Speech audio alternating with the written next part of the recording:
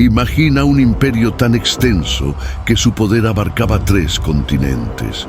Un líder cuya palabra era ley para millones y cuya ambición forjó el destino de civilizaciones. Esto no es un mito, sino la realidad del reinado de Solimán, el Magnífico, el mayor sultán del Imperio Otomano. Prepárate para un viaje por la era más gloriosa y brutal de uno de los imperios más poderosos de la historia.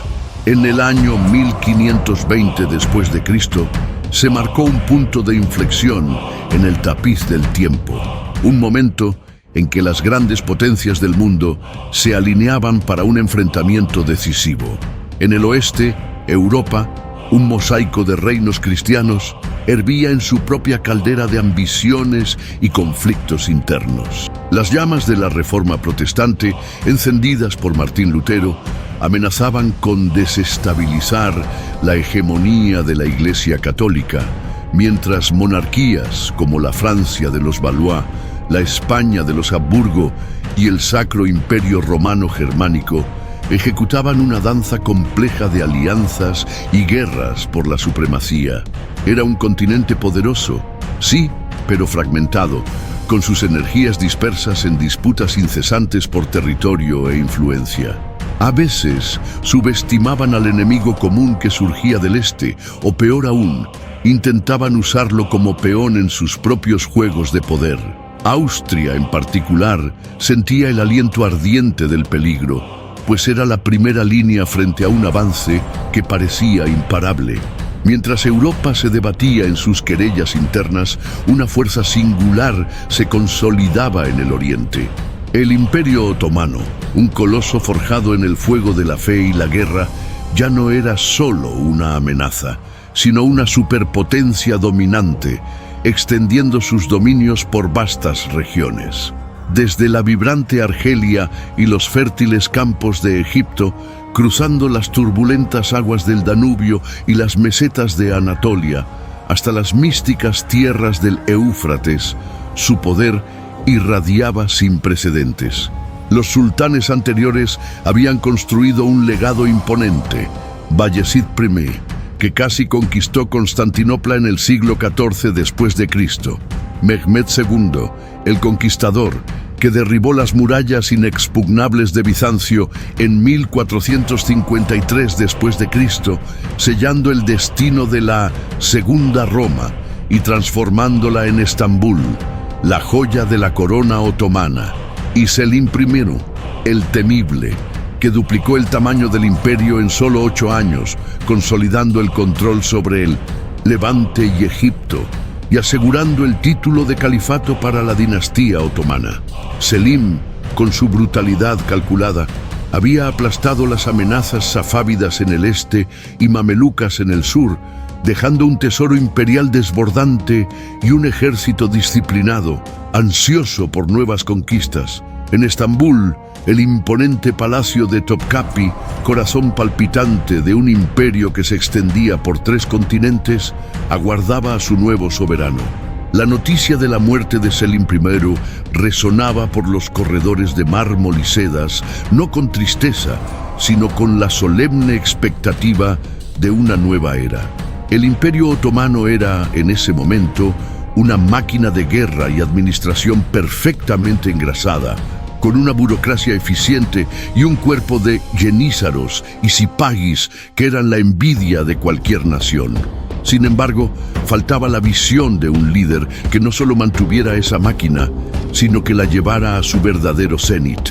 Las profecías y los astrólogos de la corte ya murmuraban sobre la llegada de un señor de la conjunción, un gobernante predestinado a unir el mundo bajo su estandarte, a armonizar la ley secular con la divina y a proyectar el poder otomano más allá de cualquier frontera imaginable. Era el presagio de la ascensión de una figura legendaria.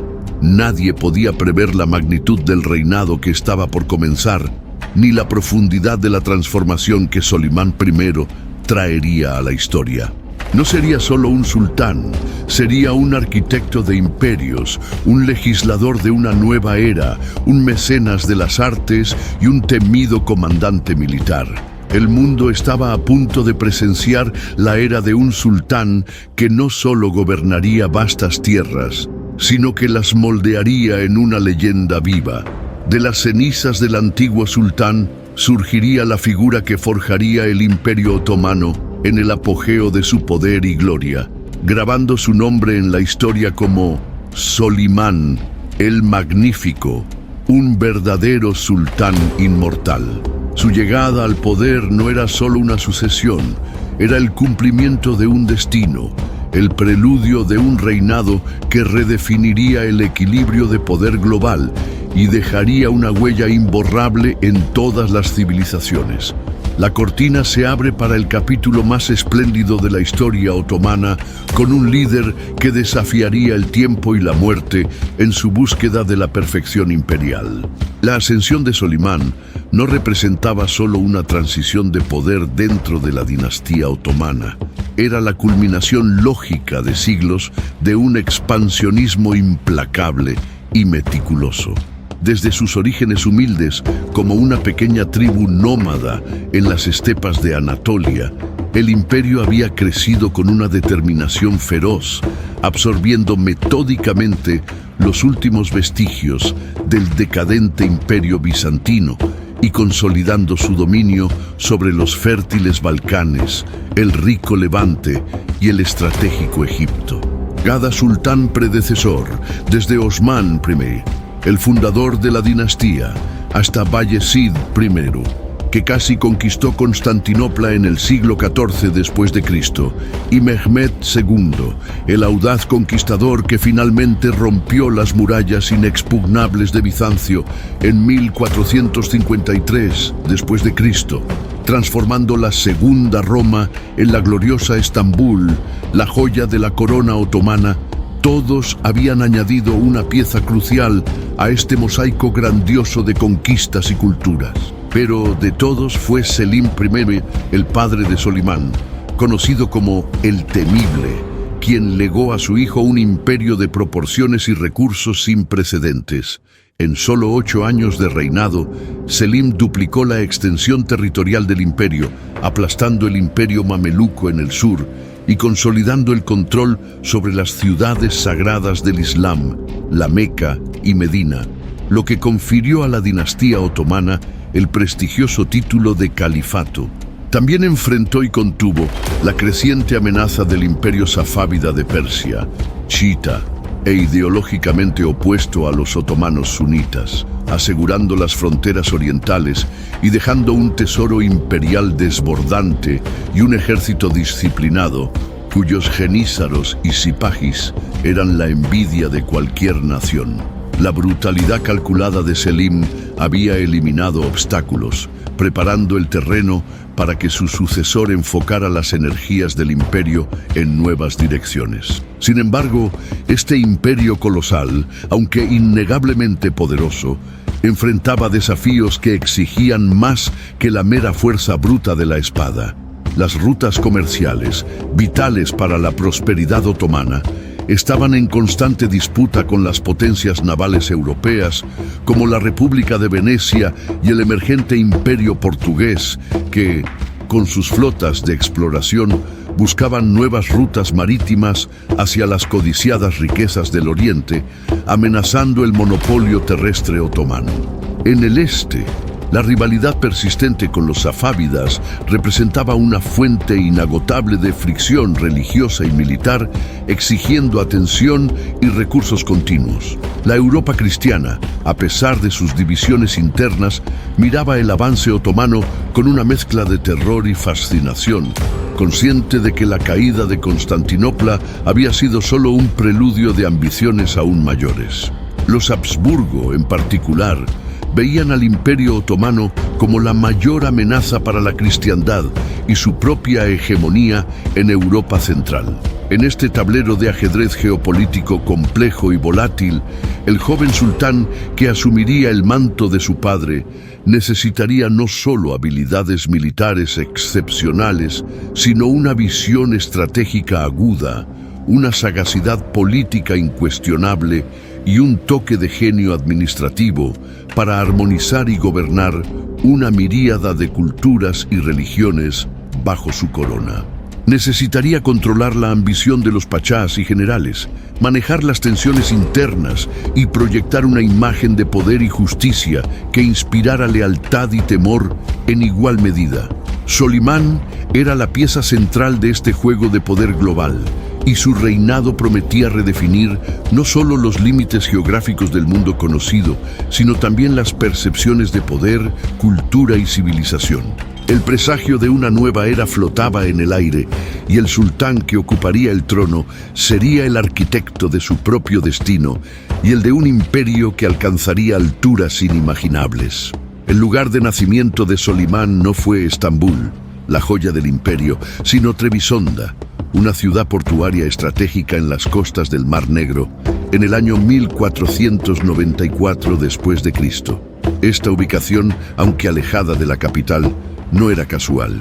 Era una antigua provincia de gobierno para los príncipes otomanos, un lugar donde los herederos imperiales eran enviados para aprender las artes de la administración y el mando, lejos de las intrigas sofocantes del centro del poder. Él era hijo de Selim I, el Temible, un sultán conocido por su brutalidad, inteligencia afilada y ambición incansable, y de Aishe Hafsa Sultán, una mujer de notable intelecto e influencia profunda, cuyo linaje remontaba a raíces tártaras y circasianas, infundiendo en Solimán un legado de fuerza y astucia de diversas vertientes. La infancia del joven príncipe, por tanto, no fue de lujo ocioso ni de mimos excesivos. Fue un período de disciplina rigurosa y preparación constante para el inevitable peso de la gobernanza. Selim I, a pesar de su naturaleza implacable, o tal vez por causa de ella, era un padre astuto. Comprendía la importancia de forjar un sucesor digno y, sobre todo, capaz. Por ello, aseguró que Solimán recibiera la educación más completa y avanzada disponible en su tiempo. Los primeros años de Solimán estuvieron dedicados a un currículo exhaustivo. Dominaba el persa y el árabe, lenguas esenciales para la diplomacia y la erudición islámica de la época, además de su turco otomano nativo. Esta competencia lingüística no era un mero adorno. Abría las puertas a la vasta gama de conocimientos acumulados en las bibliotecas del imperio y en los contactos con emisarios extranjeros, además de los estudios teológicos y filosóficos que lo conectaban con las raíces islámicas de su imperio. Se sumergía en la historia, la geografía, las matemáticas y, de manera crucial, en las estrategias militares de los grandes conquistadores. Sus mentores eran una selección de algunos de los más brillantes académicos, teólogos y generales del imperio. No solo transmitían conocimiento, sino que también inculcaban los valores de la justicia, la prudencia y la rectitud. Solimán fue instruido sobre la importancia del Kanún, la ley secular otomana, y de la Sharia, la ley islámica, comprendiendo desde temprano la necesidad de armonizar ambas para un gobierno eficaz y justo.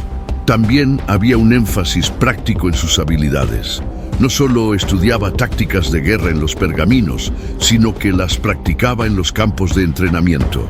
La esgrima, el tiro con arco a caballo, artes militares esenciales para un líder otomano, eran parte de su rutina diaria. Sorprendentemente, y de manera reveladora sobre su mente meticulosa, Solimán también dedicaba tiempo al arte de la orfebrería. No era un simple entusiasta, forjaba sus propias joyas, una habilidad que continuó practicando incluso como sultán. Este detalle, aparentemente menor, es un destello de una mente metódica, paciente y talentosa, capaz de trabajar con precisión y belleza, cualidades que más tarde se reflejarían en su pasión por la arquitectura monumental y la reforma de las leyes del imperio. Su ambición no era impulsiva, sino forjada en la calma y la maestría, como el orfebre moldea el oro en bruto, La formación de Solimán no se limitó a los estudios académicos o al manejo de herramientas de orfebrería. Crucialmente, su preparación para el trono incluyó la práctica de la gobernanza provincial desde muy joven. Siguiendo una tradición otomana establecida, fue nombrado gobernador de varias provincias importantes, comenzando por Cafa, en Crimea, y luego Manisa, una región estratégica en Anatolia Occidental. Estas experiencias tempranas fueron el verdadero campo de pruebas para sus habilidades.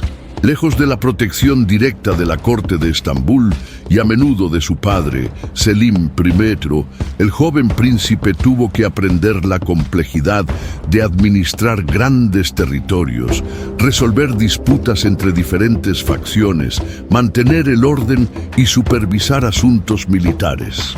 En Manisa, en particular, Solimán se sumergió de lleno en las responsabilidades de un gobernante. Se familiarizó con la intrincada burocracia del imperio, aprendió a delegar y supervisar, y más importante, a entender las necesidades y los anhelos del pueblo bajo su mando. Fue allí donde comenzó a demostrar los primeros e innegables signos de un liderazgo incuestionable, una profunda comprensión de la justicia, un discernimiento notable para juzgar causas y conflictos, y una calma impresionante incluso frente a situaciones de alta presión. A diferencia de muchos de sus predecesores, que podían ser impetuosos, el enfoque de Solimán era siempre metódico y calculado, un rasgo que lo distinguiría. Aunque no hay registros de traumas abiertos y explícitos en su infancia en el sentido personal, la sombra de su padre, Selim I, planeaba constantemente sobre él. Selim era un sultán implacable que había pavimentado su propio camino al trono, eliminando brutalmente a hermanos y sobrinos, una práctica común en la dinastía otomana para evitar guerras civiles. Solimán fue testigo, o al menos supo en detalle, de la frialdad y la determinación de su padre para mantener el control absoluto del poder. Esta lección tácita sobre la brutalidad necesaria para gobernar y la importancia de la lealtad incuestionable al centro del poder, sin duda moldeó la ambición y el temperamento de Solimán. No era explosivo ni cruel por naturaleza, pero comprendía la necesidad de la mano de hierro cuando se requería y la importancia de eliminar amenazas potenciales a la estabilidad del imperio, incluso si esto implicaba decisiones dolorosas y familiares. Así, la ambición de Solimán no era un furor impulsivo, sino una determinación forjada en la calma, la maestría adquirida en diversos campos y la comprensión implacable de la naturaleza del poder. Las provincias que gobernó sirvieron como un microcosmos del vasto imperio que estaba destinado a heredar. Aprendió a comunicarse con generales experimentados, a escuchar los sabios consejos de los ulemas, eruditos islámicos, y a observar la dinámica de las rivalidades de la corte. Cuando la noticia de la muerte de su padre finalmente llegó y el llamado al trono se hizo escuchar, Solimán estaba no solo preparado por derecho de nacimiento, sino forjado por años de experiencia práctica y por la absorción sutil de las duras lecciones del poder otomano. La noticia de la muerte de Selim I, el implacable, temible, llegó a Manisa como un trueno en un cielo de verano. Para Solimán no fue una sorpresa, sino la confirmación de un destino largamente esperado. Con la edad de 26 años, era el único hijo sobreviviente de Selim, lo que, en un imperio donde la sucesión a menudo estaba bañada en sangre fraternal, simplificaba el proceso, pero no eliminaba la tensión. La máquina imperial, acostumbrada a la mano de hierro de Selim, aguardaba con expectativa y cierta aprensión la llegada del nuevo monarca. Rápidamente, Solimán partió hacia Estambul, su capital, donde la ceremonia de entronización lo esperaba. En una era de comunicación lenta, la transición necesitaba ser rápida e incuestionable para evitar cualquier vacío de poder que pudiera ser explotado por rivales internos o externos. La entrada de Solimán en Estambul fue un espectáculo de solemnidad y poder. A diferencia de su padre, cuya ascensión estuvo marcada por una represión brutal, Solimán optó por un camino más conciliador, pero igualmente firme. Sus primeros actos como sultán fueron una mezcla de justicia y estrategia. Uno de los primeros y más significativos gestos fue la indemnización de las familias de mercaderes egipcios, cuyas fortunas habían sido confiscadas por Selim I. Esta medida, aparentemente menor, envió un mensaje poderoso.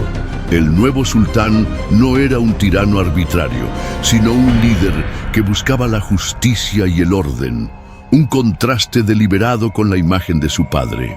Esta acción no solo apaciguó a una importante clase mercantil, sino que también solidificó la lealtad de las provincias conquistadas en Egipto. Sin embargo, la corona otomana no era una carga ligera, y la ascensión al poder a menudo venía acompañada de conflictos internos. Aunque Solimán no tenía hermanos directos para disputar el trono, la vastedad del imperio y el poder acumulado por ciertas figuras de la élite militar y administrativa significaban que la consolidación del trono requeriría pulso firme. El tesoro imperial, repleto por las conquistas de Selim, fue uno de los primeros focos de descontento. Los genízaros, la élite militar del imperio, acostumbrados a recibir un bakshish, un pago generoso en cada nueva ascensión de sultán, esperaban una fortuna. Solimán, consciente de la necesidad de mantener la lealtad de esta fuerza crucial, pero también de la importancia de demostrar control, distribuyó los pagos prometidos, pero dejó claro que cualquier insubordinación sería tratada con la máxima severidad. Esta demostración de generosidad controlada, mezclada con autoridad incuestionable, estableció el tono de su gobierno desde el inicio. Uno de los primeros desafíos a su autoridad vino en forma de una rebelión en Egipto, liderada por Camberdi Ghazali, el gobernador mameluco nombrado por Selim, que vio en el cambio de sultán una oportunidad para restaurar la autonomía mameluca. Ghazali se proclamó sultán de Egipto y Siria, un desafío directo a la soberanía otomana. Solimán no dudó. Envió un ejército considerable bajo el mando de uno de sus generales más confiables, el experimentado Ferhad Pachá. La respuesta fue rápida y brutal. En enero de 1521 después de Cristo, las fuerzas rebeldes de Ghazali fueron aplastadas cerca de Damasco y él mismo fue muerto. La cabeza de Ghazali fue enviada a Estambul como una advertencia sangrienta. Esta rápida y decisiva supresión de la rebelión inicial consolidó la autoridad de Solimán y sirvió como un poderoso recordatorio de que, a pesar de su fama de justo y legislador, era, ante todo, el heredero de Selim, capaz de actuar con la misma ferocidad cuando el imperio estaba amenazado. La corona de fuego estaba sobre su cabeza y él estaba listo para arder. La rápida y brutal supresión de la rebelión de Ghazali en Egipto sirvió como un poderoso preludio para las ambiciones de Solimán. Había heredado un imperio vasto y rico, pero consciente de que el poder necesitaba ser constantemente afirmado y expandido. Su visión no se limitaba a mantener el statu quo, aspiraba a consolidar la hegemonía otomana sobre rutas comerciales cruciales y territorios estratégicamente vitales. El primer gran objetivo de su atención recayó sobre la isla de Rodas, la fortaleza de los caballeros hospitalarios de San Juan. Esta isla, ubicada estratégicamente en el Mediterráneo oriental, era una espina en el flanco otomano desde hacía más de 2 siglos.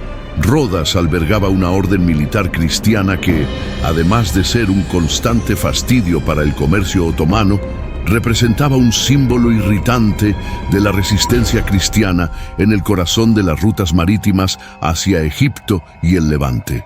El abuelo de Solimán, Mehmed, el conquistador, había intentado y fallado en tomar Rodas en 1480 después de Cristo, y Selim I, su padre, tenía ambiciones de hacerlo. Ahora, Era el turno de Solimán de probar su capacidad. En el verano de 1522 después de Cristo, Solimán lanzó una de las mayores operaciones militares del Imperio Otomano hasta entonces. Una flota masiva, compuesta por cientos de barcos de guerra, transportó un ejército estimado en más de 100.000 hombres y 300 cañones a Rodas. El asedio fue implacable. Durante casi 6 meses, los otomanos bombardearon las formidables fortificaciones de los hospitalarios con cañones gigantes, lanzaron asaltos masivos y enfrentaron una resistencia desesperada de los caballeros, liderados por el gran maestre Philippe Villiers de l'Isle Adam. Las pérdidas otomanas fueron inmensas, pero la determinación de Solimán era inquebrantable. Estuvo presente en el campo de batalla, supervisando las operaciones e inspirando a sus tropas con su presencia, demostrando una paciencia estratégica y una tenacidad que sorprendían a sus generales. A pesar de la feroz defensa de los caballeros, las murallas de Rodas finalmente cedieron bajo el peso de los incesantes bombardeos y asaltos. En diciembre de 1522 después de Cristo, exhaustos y sin esperanza de refuerzos, los hospitalarios negociaron su rendición. Solimán, en un gesto que se convertiría en una marca registrada de su política de justicia y ley, incluso en la guerra, concedió términos honorables. Los caballeros fueron autorizados a abandonar la isla con sus vidas y bienes, un acto de magnanimidad raro para la época, especialmente viniendo de un sultán contra infieles. La caída de Rodas no fue solo una victoria militar colosal, fue una afirmación estratégica. Eliminó una base cristiana hostil en el Mediterráneo oriental, abrió el camino para la hegemonía naval otomana en la región y solidificó la reputación de Solimán como un conquistador formidable a la altura de sus antepasados. Con Rodas bajo su control, Solimán volvió su atención hacia el oeste. No era solo un conquistador, sino un legislador. Consciente de la vastedad y diversidad de su imperio, inició un ambicioso proyecto de reforma legal y administrativa.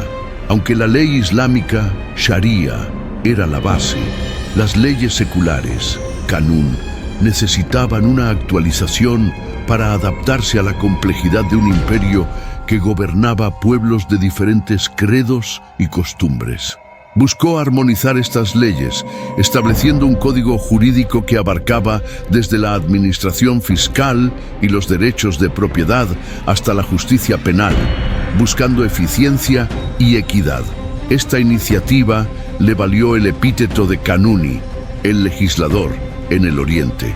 Consolidaba el trono no solo con la espada, sino con la pluma, demostrando una comprensión profunda de que un imperio duradero necesita más que conquistas. Necesita orden y justicia.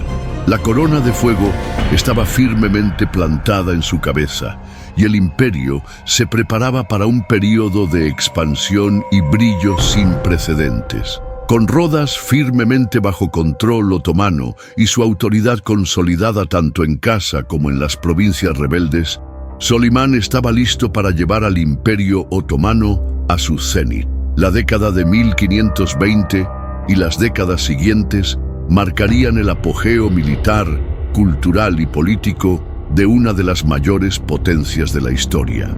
La visión de Solimán era clara. Quería ser reconocido no solo como el heredero de los califas y los césares bizantinos, sino como el señor incontestable del mundo, un gobernante que uniría el Oriente y el Occidente bajo la bandera otomana.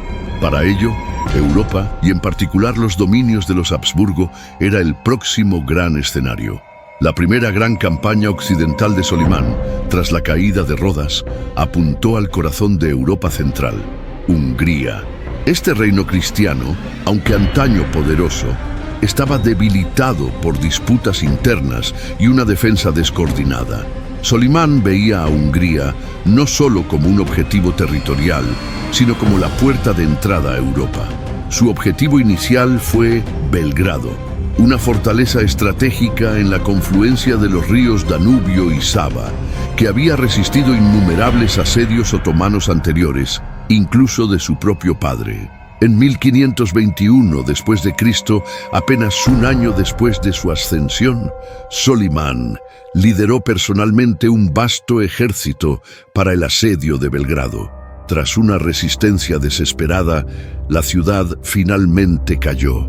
La toma de Belgrado fue una victoria simbólica y estratégica de inmenso valor, abriendo el camino para nuevas incursiones en el continente europeo. La caída de Belgrado fue solo el preludio de la campaña que conmocionaría a Europa.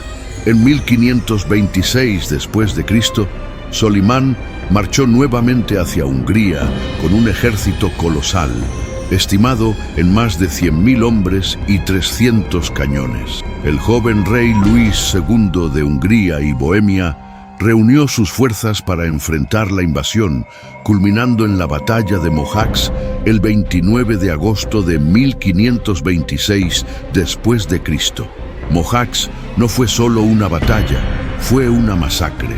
La superioridad táctica y la disciplina de los jenízaros otomanos, combinadas con el poder devastador de la artillería otomana, desintegraron las líneas húngaras en menos de 3 horas. El propio rey Luis II murió en combate o ahogado en la huida, un final trágico que simbolizó el colapso del reino húngaro. La victoria en Mohacs fue resonante y de proporciones históricas. Abrió la llanura húngara al avance otomano, eliminó uno de los principales obstáculos para la expansión occidental y marcó el inicio de más de 150 años de dominio otomano sobre gran parte de Hungría. La capital, Buda, fue saqueada y los otomanos se llevaron tesoros, manuscritos y artefactos de valor incalculable. El impacto psicológico en Europa fue inmenso. La amenaza otomana ya no era distante, sino que estaba a las puertas del Sacro Imperio Romano Germánico, creando un pánico generalizado y obligando a las potencias europeas a reevaluar sus estrategias de defensa. Solimán, ahora conocido como el Señor de los Tiempos y Rey de los Reyes, estaba consolidando un imperio que verdaderamente resplandecía en poder militar. La aplastante victoria en Mohacs abrió las puertas de Europa Central, pero la ambición de Solimán no se limitaba solo a la expansión militar. Se veía como el heredero legítimo no solo de los califas del Islam, sino también de los césares romanos, una visión que se reflejaba en su deseo de no solo conquistar, sino también organizar y embellecer su vasto imperio. Con Hungría subyugada, el próximo gran objetivo fue Viena, la capital de los Habsburgo, el corazón del Sacro Imperio Romano Germánico y para Solimán la clave para la dominación europea. En 1529 después de Cristo, lanzó un asedio masivo a la ciudad. Las defensas de Viena, sin embargo, resultaron más resilientes de lo esperado. El tiempo, la logística y la feroz resistencia de los defensores cristianos, combinados con el rigor de un invierno temprano, obligaron a Solimán a levantar el asedio, una de las raras y notables no victorias de su carrera. A pesar de esto, la simple capacidad de llegar a las puertas de Viena ya era una demostración de poder sin precedentes, una advertencia clara de la amenaza otomana que planeaba sobre Europa. En el este, el imperio safávida de Persia seguía siendo un rival tenaz, tanto militar como ideológicamente. La rivalidad entre las dos grandes potencias islámicas, otomanos sunitas y safávidas chiitas, llevó a múltiples campañas. Solimán lideró varias expediciones contra Persia, capturando ciudades importantes como Bagdad, el histórico centro del califato abásida, y Tabriz. Estas conquistas no solo expandieron las fronteras orientales, sino que también aseguraron el control otomano sobre rutas comerciales vitales y reforzaron su prestigio como líder del mundo islámico sunita. La anexación de Bagdad, en particular, Fue un golpe simbólico y estratégico contra los safávidas, afirmando la supremacía otomana en Mesopotamia y sobre los antiguos centros del saber y la religión islámica.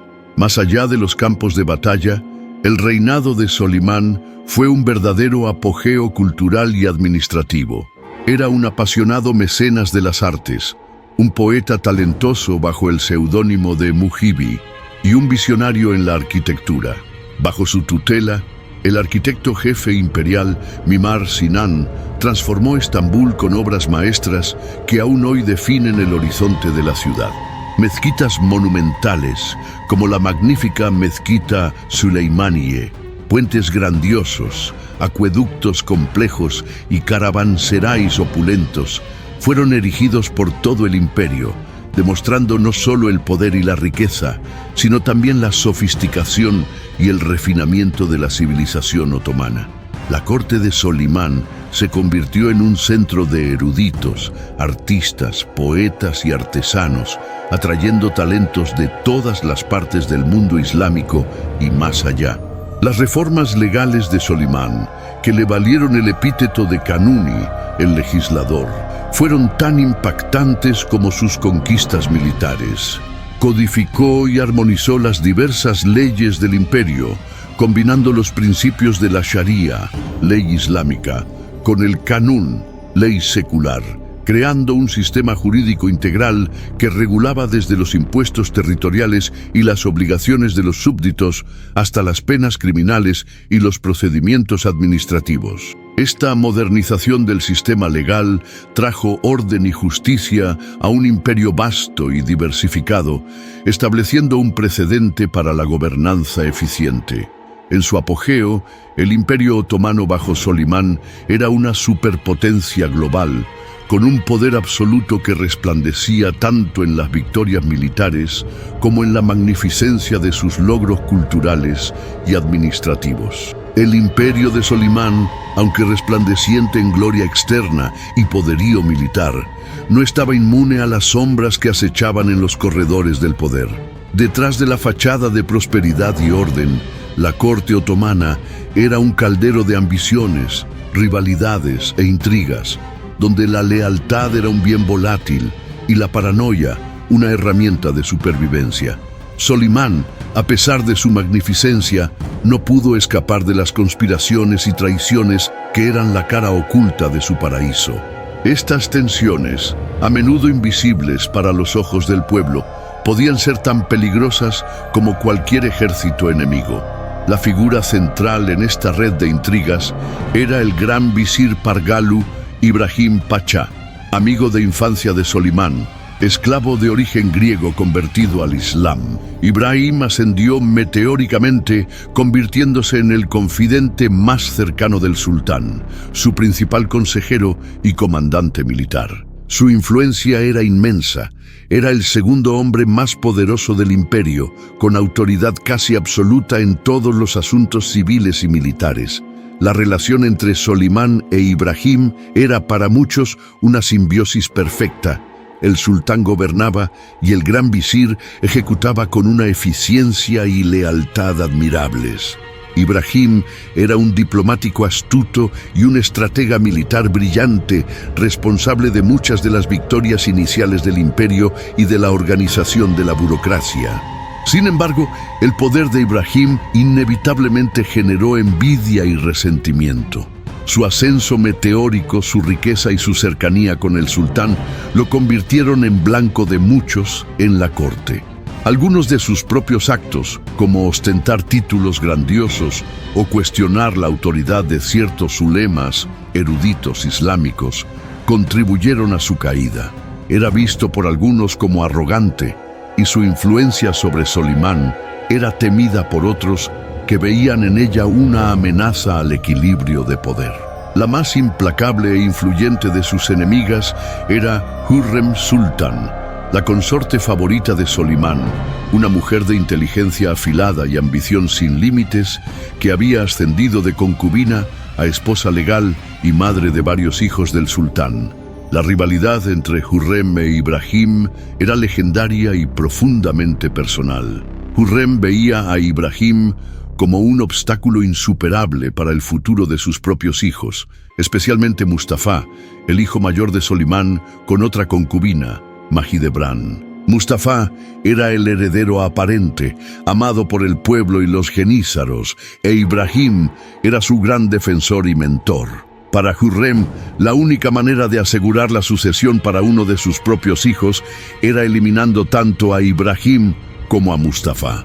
Tejió una red compleja de acusaciones e insinuaciones, explotando la creciente paranoia de Solimán y minando la confianza que tenía en su visir. A estas alturas, Solimán, que antes veía en Ibrahim la imagen de un leal hermano, comenzó a verlo como una amenaza potencial al trono, o al menos a ser convencido de que podría convertirse en una. La intriga contra Ibrahim Pachá, sutilmente orquestada por Hurrem Sultán y sus aliados, se tejió durante años, erosionando la confianza de Solimán. En un imperio donde el poder del sultán era absoluto y la lealtad, la moneda más valiosa, cualquier sugerencia de desvío era tratada con la máxima seriedad. Las acusaciones contra Ibrahim variaban desde exceso de ambición y arrogancia hasta supuestas deslealtades y acumulación de poder que rivalizaba con el propio sultán. La gota que colmó el vaso parece haber sido el momento en que Ibrahim, sintiéndose invulnerable, comenzó a usar el título de sultán en algunos documentos diplomáticos, o a proclamarse el sultán supremo, un error fatal que Hurrem explotó con maestría para sembrar la discordia en la mente de Solimán. Incluso la amistad más profunda y la lealtad más probada no podían resistir a la paranoia que a veces dominaba la corte otomana. En 1536 después de Cristo, tras una comida en el palacio, Solimán envió un mensajero para invitar a Ibrahim a dormir en sus aposentos, un gesto de intimidad que solía hacer en ocasiones especiales. Ibrahim aceptó, sin prever el destino sombrío que lo aguardaba. Esa noche, los ejecutores del sultán, los hombres del cordón de seda, entraron en los aposentos de Ibrahim y lo estrangularon. La ejecución de Pargalu Ibrahim Pachá conmocionó al imperio. Había sido el gran visir durante 13 años, un período de gloria y expansión sin igual, y su caída fue un testimonio brutal del poder absoluto del sultán y de la volatilidad de la vida en la corte. La propiedad de Ibrahim fue confiscada por el Estado, un golpe financiero tan devastador como la pérdida de un genio político. Esta decisión, aún hoy debatida por historiadores, marcó un punto de inflexión en el reinado de Solimán, mostrando que ni siquiera los más cercanos estaban a salvo de su ira o de sus sospechas. Además de las intrigas en la corte, el imperio también enfrentaba fisuras causadas por disputas religiosas y étnicas. Aunque Solimán era un promotor de la justicia y de una tolerancia relativa, si se compara con otros gobernantes de la época, las tensiones entre sunitas y chiitas, especialmente con el imperio safávida de Irán, se reflejaban internamente. La diversidad cultural y religiosa del imperio, aunque una fuente de riqueza y conocimiento, también era un potencial foco de desunión. Las provincias lejanas, como Yemen y el Cáucaso, exigían vigilancia constante y a veces intervención militar para mantener el orden y garantizar la lealtad al sultán. Las presiones de gobernar un imperio tan vasto eran inmensas, y la lealtad de los gobernadores y líderes locales era probada continuamente. Aún más insidiosa que las revueltas lejanas era la constante presión ejercida por la familia imperial. Cada príncipe, como un león dormido en su provincia, era una amenaza potencial al trono. La tradición otomana de fratricidio, el asesinato de hermanos al ascender al trono, aunque Solimán no lo practicó al asumir, creaba un ambiente de desconfianza y lucha por el poder entre los herederos. Las facciones en la corte se alineaban con diferentes príncipes, creando una atmósfera de intriga y rivalidad que corroería al imperio por dentro. Solimán, que había escapado de esa suerte, vería a sus propios hijos convertirse en víctimas de este sistema brutal, culminando en tragedias personales que lo perseguirían hasta el final de sus días, mostrando que incluso para el Magnífico, el paraíso del poder tenía sus sombras más oscuras. Detrás del brillo del imperio resplandeciente y de la fachada de un sultán todopoderoso, la vida personal de Solimán, el Magnífico, era un drama shakespeariano, repleto de amor, celos, intriga y tragedia. En el harén, el corazón de la vida familiar y política del sultán, las relaciones eran complejas y a veces mortales. La regla no escrita de la sucesión otomana, que fomentaba la rivalidad entre los hijos para determinar al más apto, convertía a las princesas y concubinas en estrategas implacables, cuyos hijos eran sus únicas fuentes de poder y seguridad. En este ambiente, la figura de Hürrem Sultan emergió como una fuerza sin precedentes, redefiniendo el papel de la mujer en la corte otomana e influyendo directamente en el destino del imperio. Hürrem, originalmente roxelana, una esclava de origen ruteno, actual Ucrania, llegó al harén como un regalo y rápidamente cautivó a Solimán con su inteligencia perspicaz, su espíritu vivaz y su sentido del humor. Era diferente de sus predecesoras. Rompiendo siglos de tradición, Solimán se casó legalmente con Hürrem, elevándola de concubina a esposa oficial, un acto que conmocionó a la corte y al mundo islámico. Este matrimonio simbolizaba no solo el profundo afecto del sultán por ella, sino también el poder que había conquistado. Hürrem dio a Solimán varios hijos, incluidos príncipes, que podrían heredar el trono, lo que la puso en curso de colisión directa con la madre del primogénito y heredero aparente, Mustafa. El príncipe Mustafa, hijo de Solimán con Mahidevran Sultán, era el heredero más antiguo y a los ojos del pueblo y los genízaros el más prometedor. Dotado de carisma, inteligencia y habilidades militares, era ampliamente amado y visto como el sucesor natural de su padre. Ibrahim Pachá, el poderoso gran visir, era su mentor y aliado, lo que reforzaba aún más su posición. Sin embargo, el surgimiento y la influencia de Hürrem, junto con el nacimiento de sus propios hijos, Mehmed, Selim, Bayezid y Cihangir, crearon una rivalidad explosiva. Para Hürrem, la existencia de Mustafa era una amenaza existencial para sus propios hijos, pues la tradición dictaba que el nuevo sultán a menudo eliminaba a sus hermanos para consolidar el poder.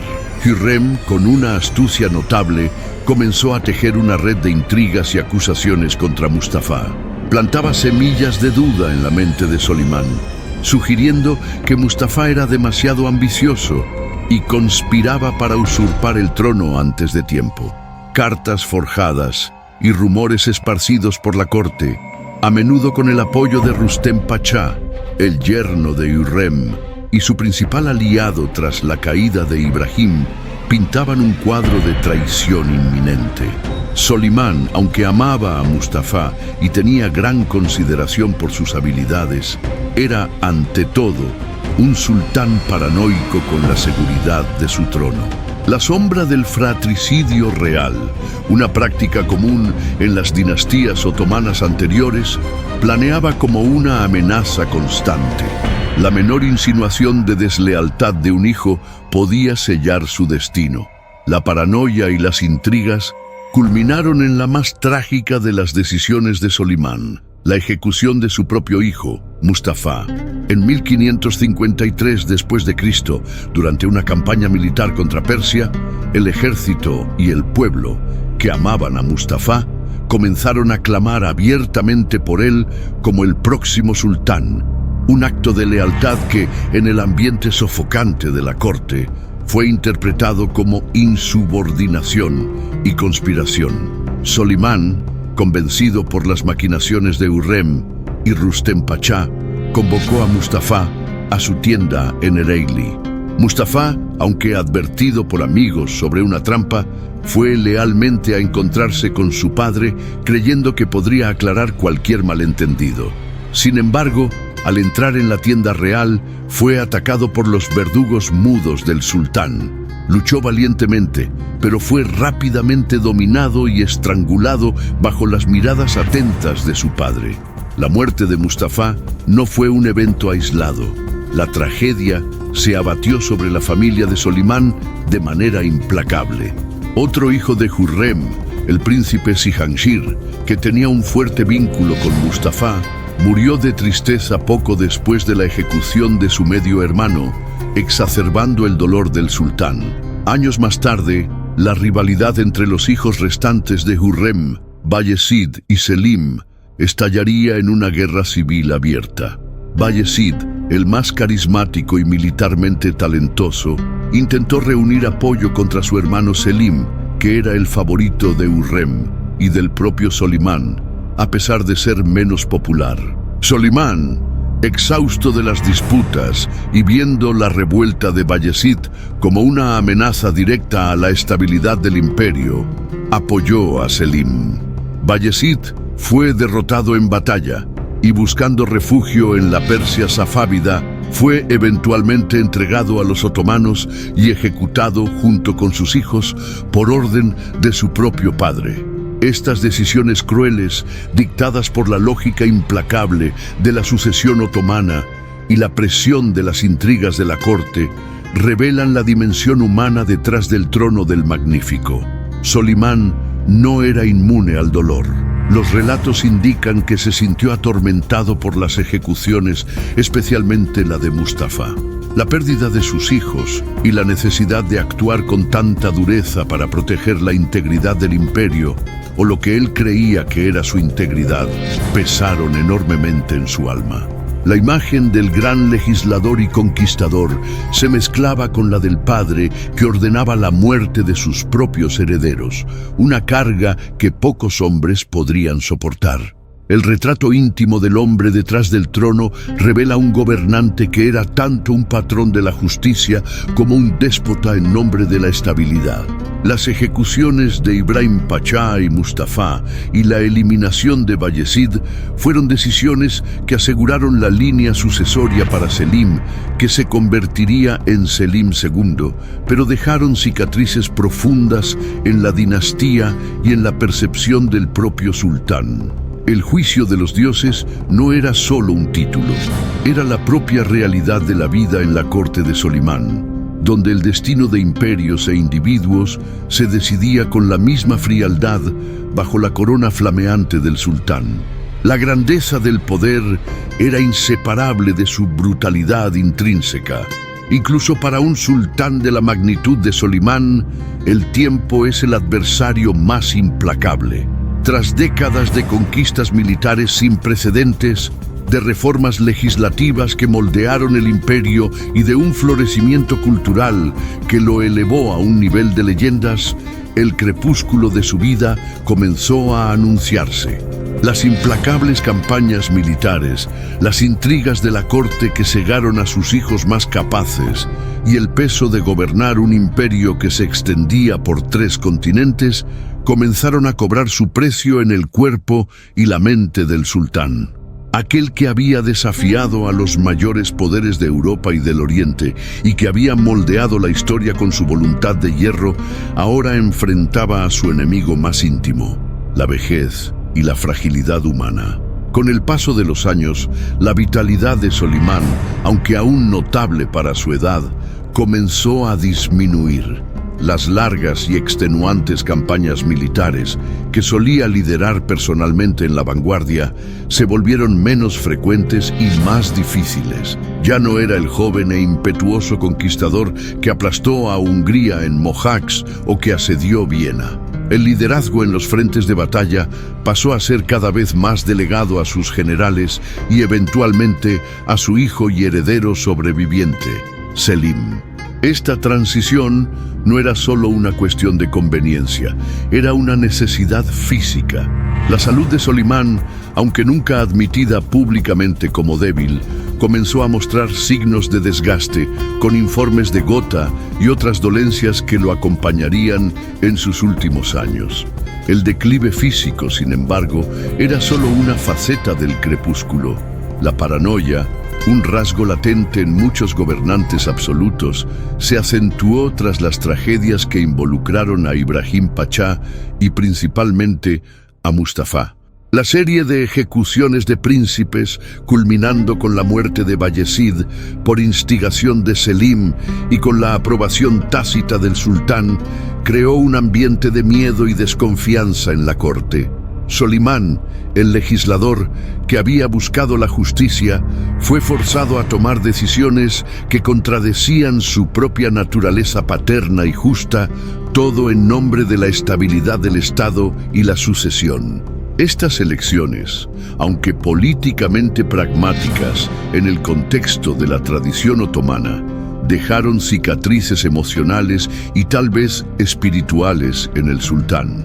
La gloria de las conquistas pasadas comenzó a ser opacada por las sombras de la pérdida personal y de la brutalidad necesaria para mantener el poder. Además, las victorias militares, aunque grandiosas, se estaban volviendo cada vez más costosas. El asedio de Viena, aunque fue un retroceso estratégico y no una derrota directa, fue una señal de que Europa no sería tan fácilmente subyugada. Las guerras contra los Habsburgo se volvieron largas y agotadoras, drenando recursos y vidas. La rivalidad con la Persia safávida también persistía, con campañas que resultaban en ganancias territoriales limitadas y exigían un esfuerzo militar continuo. El imperio, aunque vasto, comenzaba a sentir los límites de su expansión, y la tarea de consolidar y administrar tantos pueblos y culturas diversos se convertía en un desafío cada vez mayor. El sultán inmortal, a pesar de su vigor, comenzaba a ver las primeras grietas en su armadura de invencibilidad. La cuestión de la sucesión, siempre un punto neurálgico en la historia otomana, se volvió aún más apremiante y dolorosa para Solimán en sus últimos años. Tras las ejecuciones de Mustafa y Bayezid, el único hijo sobreviviente de Hürrem, y por lo tanto el heredero incontestable, era Selim.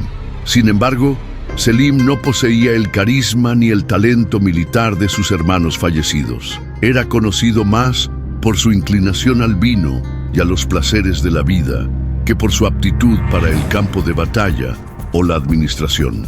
Aunque Solimán lo amaba, había una preocupación palpable sobre la capacidad de Selim para mantener el legado de un imperio tan vasto y complejo. El sultán estaba de alguna manera atrapado en una elección limitada, resultado directo de las duras decisiones tomadas para eliminar a rivales más fuertes. La paranoia de Solumaviya, irónicamente, había allanado el camino para un sucesor que muchos temían no estaría a la altura del desafío. A pesar del envejecimiento y la salud declinante, Solimán se negaba a resignarse a la inactividad.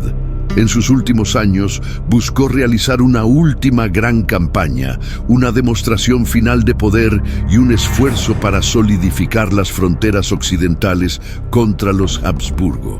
Su objetivo fue la fortaleza de Szigetvár, en Hungría, que se había convertido en un foco de resistencia y un punto de partida para incursiones cristianas en territorio otomano. En 1566 después de Cristo, con 72 años de edad y ya debilitado por la gota y otras enfermedades, Solimán partió para lo que sería su 13ª y última campaña militar. Estaba tan débil que necesitaba ser transportado en una litera durante la marcha, pero su voluntad de hierro permanecía inquebrantable. El asedio a Szigetvár fue brutal y prolongado. La pequeña guarnición húngara y croata, liderada por el valiente Miklós Zrínyi, resistió heroicamente contra el poder aplastante del ejército otomano. Mientras la batalla se prolongaba, el cuerpo de Solimán finalmente cedió. El 6 de septiembre de 1566 después de Cristo, pocas horas antes de la caída final de la fortaleza, el sultán inmortal falleció en su tienda frente a Szigetvár. Su muerte fue mantenida en secreto por su gran visir, Sokollu Mehmed Pachá, durante aproximadamente 48 días, hasta que Selim pudiera llegar a Belgrado y ser proclamado sultán, evitando así cualquier desorden o motín entre las tropas. El cuerpo de Solimán fue momificado y su corazón y órganos internos fueron enterrados cerca de Sigetvar, donde más tarde se erigiría un mausoleo, mientras que el resto de su cuerpo fue llevado a Estambul para ser sepultado en la magnífica Mezquita Süleymaniye. Los últimos actos de Solimán, especialmente la campaña de Sigetvar, fueron un testimonio de su determinación para preservar el legado y la gloria del imperio que había construido. Quería morir como guerrero, en campaña, solidificando las fronteras y expandiendo la influencia otomana hasta el último aliento. Aunque el asedio fue una victoria costosa, aseguró la frontera húngara durante décadas.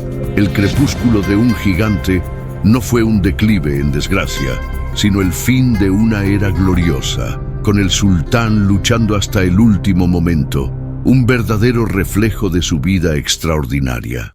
La noticia de la muerte de Solimán, el Magnífico, en su tienda frente a la fortaleza asediada de Sigetvar, fue un secreto guardado bajo 7 llaves, una necesidad pragmática para asegurar una transición suave del poder.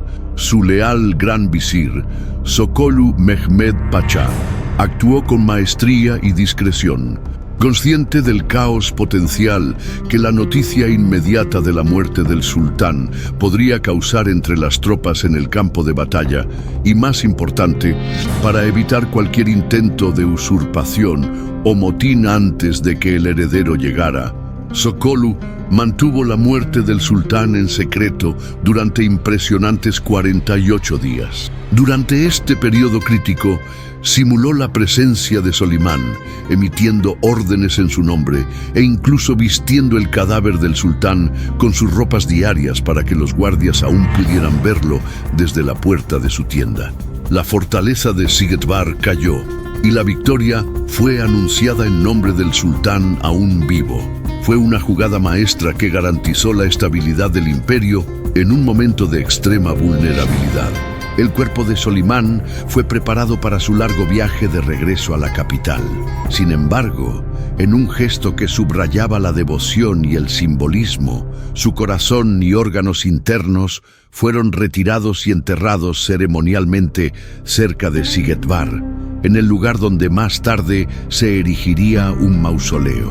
El resto de su cuerpo, en un féretro que viajaba bajo el disfraz de transporte de enfermos, fue llevado en una procesión meticulosamente planificada a través de los Balcanes, para ser finalmente sepultado en Estambul.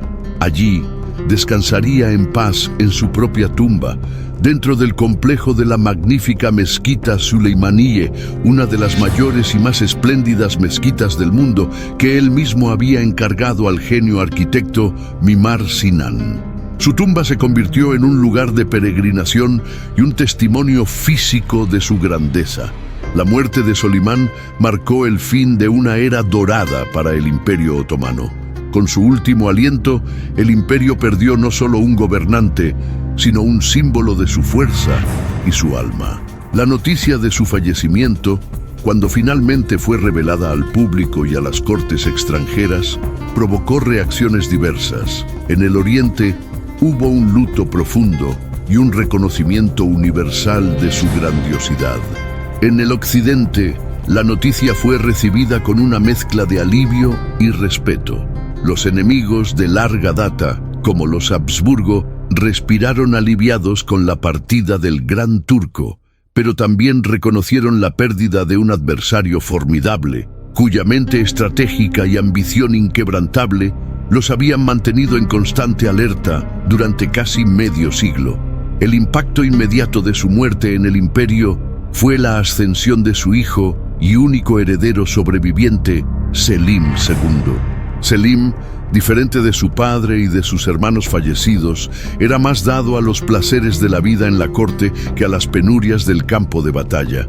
Su ascensión, aunque pacífica gracias a la astucia de Sokolu Mehmed Pacha, generó preocupaciones entre los veteranos y la élite militar, que temían un declive en el liderazgo. Estaban acostumbrados a la mano firme y a la presencia carismática de Solimán. Selim Zon heredaba un imperio en el apogeo de su poder y extensión territorial, pero también con los gérmenes de futuros desafíos que exigirían un líder a la altura de su padre. Algo que Selim, apodado el Borracho por algunos, difícilmente sería. La era de la expansión desenfrenada estaba llegando a su fin y el imperio entraría en una nueva fase, donde el mantenimiento y la administración serían tan importantes como la conquista. El legado de Solimán el Magnífico trascendió las fronteras geográficas y temporales, consolidando su posición como uno de los mayores gobernantes de la historia. Su reinado no fue solo un período de vastas conquistas militares, sino una era dorada en la que el Imperio Otomano alcanzó su apogeo cultural, legal y administrativo.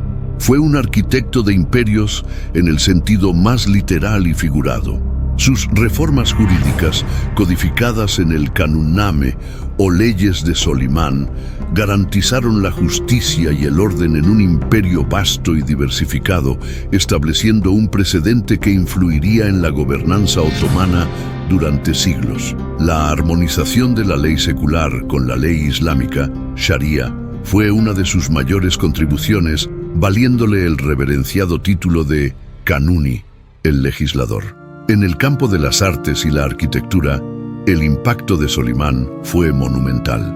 Bajo la genialidad de Mimar Sinan, el arquitecto jefe imperial, Estambul y otras ciudades del imperio fueron adornadas con mezquitas majestuosas, puentes robustos, acueductos innovadores, escuelas y caravanserais.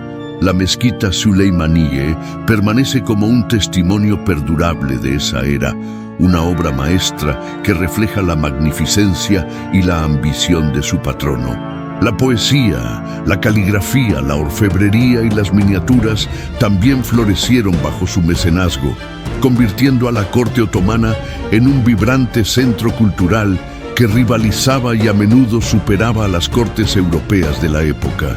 La belleza y la funcionalidad se unieron en las creaciones de este período.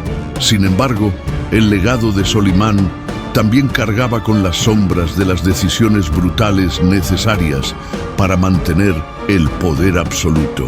Las ejecuciones de su amigo Pargalu Ibrahim Pachá y de sus propios hijos, Mustafa y Bayezid, son manchas trágicas en su reinado, revelando la frialdad calculada requerida para la supervivencia dinástica en la corte otomana. Estas acciones, aunque aseguraron la línea sucesoria inmediata, también eliminaron a algunos de los líderes potenciales más capaces y podrían ser vistas, en retrospectiva, como un factor que contribuyó al eventual declive del imperio tras su apogeo. El sultán inmortal era, después de todo, un hombre enfrentado a elecciones imposibles entre el amor y el deber, entre la familia y el Estado. La reflexión final sobre Solimán lo posiciona como una figura paradójica, el conquistador implacable que también era un poeta sensible, el legislador justo que ordenaba ejecuciones familiares, el soberano absoluto que, al mismo tiempo, buscaba la armonía y el orden en su vasto dominio. Su reinado marcó el apogeo del Imperio Otomano, un poder que se extendió por 3 continentes, desafió al mundo cristiano e influyó profundamente en el curso de la historia mundial durante siglos. La era de Solimán representó un período de máximo poder y prestigio, un capítulo que resuena hasta hoy como el punto culminante de una de las mayores civilizaciones islámicas. Vivió y murió como guerrero y visionario, y su historia continúa fascinando, un recordatorio vívido de la complejidad y la gloria de los grandes emperadores. Si te gustó esta historia, suscríbete al canal, dale me gusta y deja tu comentario.